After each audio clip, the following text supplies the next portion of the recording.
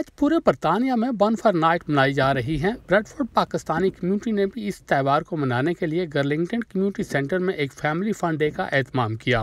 Councillor Fauzia Shaheen, Rafiq Saigal और दीगर का कहना है कि हमें बरतानिया के सकाफती प्रोग्राम में मुस्बत अंदाज में हिस्सा लेना चाहिए।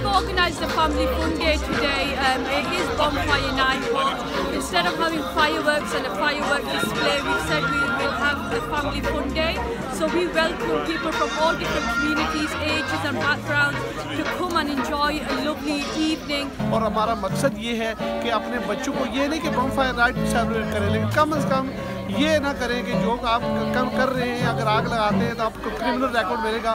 वो चीज़ से हमें आपको बचाना है। It's fantastic, the spirit together, everyone got together. We're supporting Cancer Sport Yorkshire.